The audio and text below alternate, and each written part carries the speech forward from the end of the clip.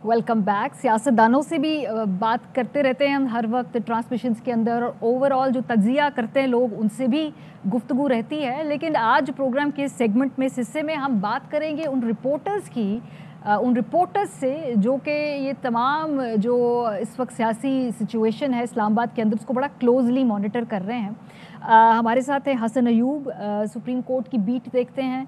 अज़हर फारूक साहब पार्लियामेंट को कवर करते हैं, वो भी इस वक्त हमारे साथ मौजूद हैं। अब्दुल कादिर जो इस वक्त पाकिस्तान तहरीक इंसाफ की जो गवर्नमेंट का जो है वो बीट देखते हैं। तो चूँकि इस वक्त सियासी हालात इन तीनों जो है स्टेक होल्डर्स के दरमियान घूम रहे हैं, अदालत के अंदर भी सुनवाई हो रही है रेफरेंस की, फिर पार्लियामेंट के अंदर तहरीक अदम एतमाद टेबल होगी मोस्ट प्रॉब्ली इस मंडे को, और इसके अलावा हुकूमत क्या सोच रही, पाकिस्तान तहरीक इंसाफ का जो कॉन्फिडेंस लेवल है वो उधर कहाँ है खड़ा इस वक्त, इस पे बात करेंगे हमारे साथ। मेरा ख्याल है आगाज़ करते हैं अब्दुल कादिर आपसे, क्योंकि आज वज़ीर आज़म साहब ने दोबारा जो है राब्ते अपने इत्तेहादियों के साथ बहाल किए हैं।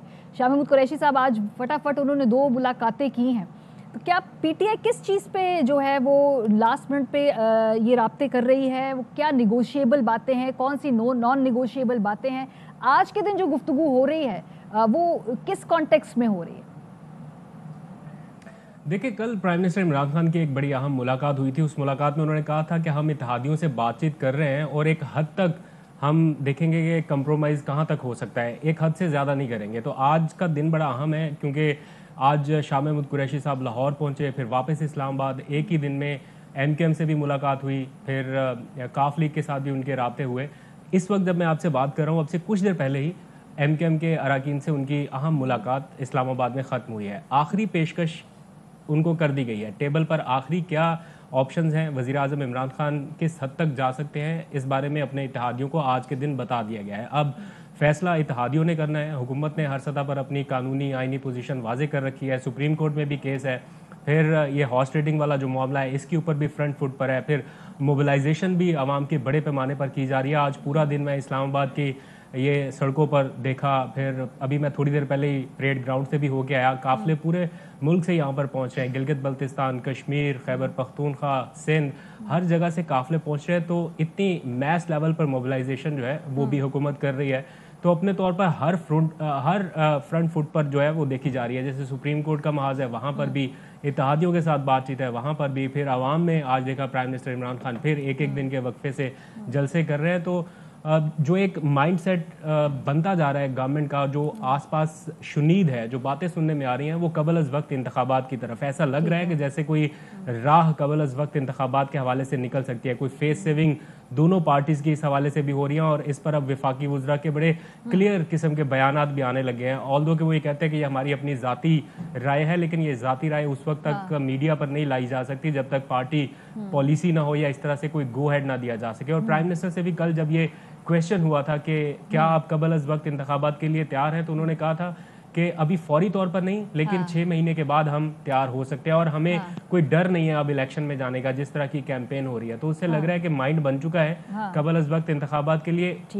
इस पर अगर कोई डील हो जाती है या कोई मामला तय पाया जाता है कि तहरीक अदम एतमाद की नाकामी की सूरत में कोई गारंटी इस तरह की आ जाए कि कबल अज़ वक्त इंतखाबात हो जाए, तो मेरा ख्याल है इस बारे में आके कोई बात बन सकती है। लेकिन ओवरऑल हर महाज के ऊपर पूरी कोशिश हो रही है हुकूमत की तरफ से। हसन, आपको भी ये लग रहा है कि जो कबल अज़ वक्त इंतखाबात हैं ये ऐसी चीज़ है जो मिडल वे है हुकूमत के लिए भी, अपोजिशन के लिए भी, अगले आने वाले जो हफ्ते का बहरान है उसको अवॉइड करने के लिए ये कहीं बीच में दोनों मिल सकते हैं या मिल रहे हैं या करीब तर हैं? नहीं, मुझे नहीं लगता।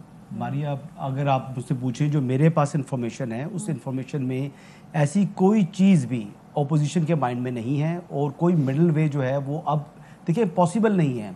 यहाँ से ऑपोजिशन की वापसी अगर वो तहरीक अदम एतमाद के ऊपर वोटिंग कराने अगर नहीं कराते और यहाँ से वापस होते हैं तो उनकी सियासत जो है वो बहुत ख़राब होगी।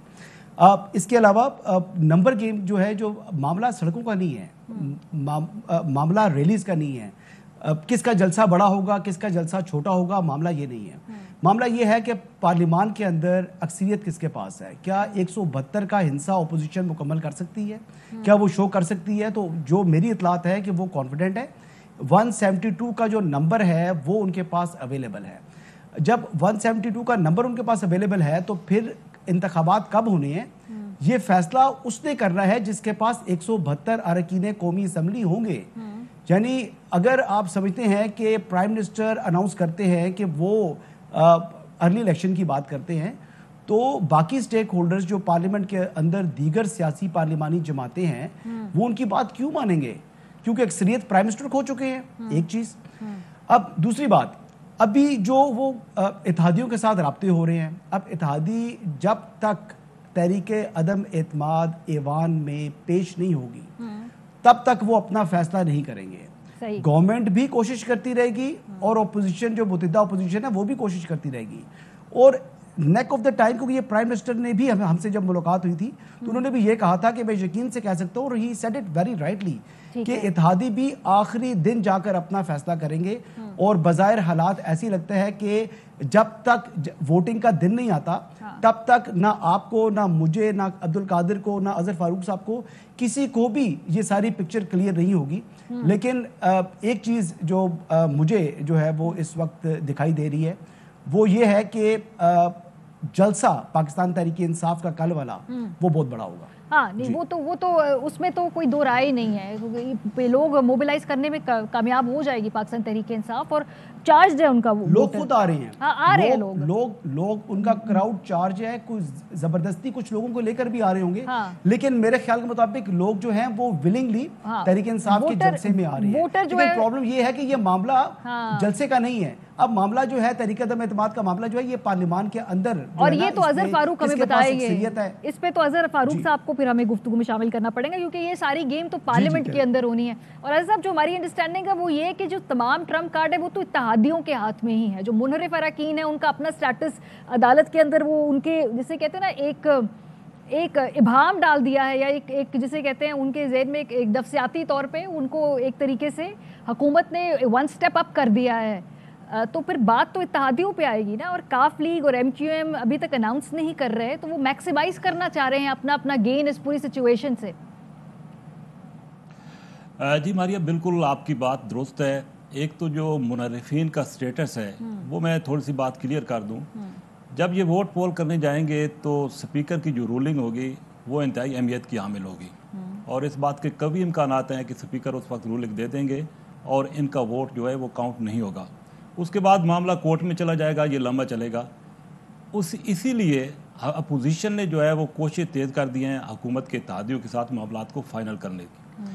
کل تک صورتحال کچھ مختلف تھی, پی ایم ایل این اور مسلم لیگ کاف کے درمیان بھی جو معاملات چل رہے تھے وہ مختلف تھے.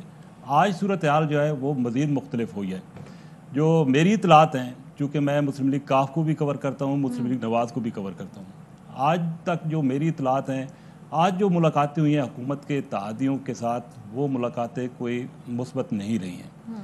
اور اطلاعات یہ ہیں کہ پرسوں اتحادی جو ہے وہ اناؤنس کر دیں گے. اور یہ مشترکہ پریس کانفرنس ہوگی. جی پرسوں, یہ آج تک کی یہ ڈیولپمنٹ ہے وہ یہ ہے کہ پرسوں اتحادی اناؤنس کرنے جا رہے ہیں. آج جو مسلم لیگ کاف کے ساتھ ملاقات ہوئی اس میں واضح طور پر مسلم لیگ کاف نے اپنا وہی موقف دوبارہ رکھا ہے کہ وزارت اعلیٰ کے حوالے سے بھی اور کچھ جو اور ایشوز تھے تفصیلی طور پر مسلم لیگ کاف کی قیادت نے جو 3.25 سال کے درمیان ہوتے رہے ہیں وہ ان کے سامنے رکھیں. لیکن اس میں حکومتی وفد چونکہ بے بس تھا, کیونکہ حکومتی وفد کا یہی موقف ہے کہ پہلے عدم اعتماد کا معاملہ نبٹ جائے, اس کے بعد باقی معاملات کو دیکھا جائے گا, اور یہ مسلم لیگ کاف کو ایکسیپٹیبل نہیں ہے کیونکہ ایشوز بہت آگے جا چکے ہیں. دوسری طرف مسلم لیگ نواز اور جو اپوزیشن کی دیگر پارٹیز ہیں ان کے ساتھ بھی مسلم لیگ کاف کے پس پردہ جو ہے وہ رابطے چل رہے ہیں. اور مسلم لیگ نواز کی طرف سے آج کچھ جو ہے وہ نرمی اور لچک دیکھنے میں آئی ہے. اسی وجہ سے اب یہ آج کی اطلاعات ہیں کہ پرسوں پریس کانفرنس ہوگی اور حکومتی اتحادی حکومت سے علیحدگی کا اعلان کرنے جا رہے ہیں. اچھا, مسلم ایم کیو ایم کے ساتھ جو ابھی کچھ ہی دیر قبل ملاقات ہوئی ہے وہ ملاقات بھی جو میری اطلاعات ہیں وہ کامیاب نہیں ہوئی. ایم کیو ایم نے یہ کہا ہے حکومتی وفد کو کہ انہوں نے ایک پوری لسٹ دیا ہے کہ پیپلز پارٹی کی طرف سے ہمیں سندھ میں یہ ملنے جا رہا ہے, حکومت ہمیں کیا دے سکتی ہے, اور 3.25 سال میں جو ہمارے مطالبات تھے ان پر عمل درآمد کیوں نہیں ہے. تو حکومت کے پاس ابھی سندھ کے حوالے سے MQM को देने के लिए कुछ भी नहीं है, कुछ भी नहीं है। और वो जो इसलिए अब ये मामला दूसरी और उनके जो मुतालबात है कि दफ्तर खुलवाएं और ये तमाम चीज़ें MQM की, वो भी हुकूमत नहीं दे सकती, वो भी हुकूमत ने थोड़ी खुलवाने। सो कादिर जी, ये जो अभी थोड़ी देर कब मुलाकात हुई है, इसमें दफातर का मामला उन्होंने फिर उठाया है। अच्छा। उन्होंने कहा कि जब वज़ीर आज़म के साथ हमारी मुलाकात हुई थी तो उस वक्त भी हमने ये बात की थी, लेकिन उस पर भी अमल दरामद नहीं हुआ। तो ये मैं एक मरतबा फिर ये कह रहा हूँ कि परसों इस बात के कभी इम्कानात हैं कि इत्तेहादी जो है वो प्रेस कॉन्फ्रेंस, ये तो आप बड़ी खबर दे रहे हैं।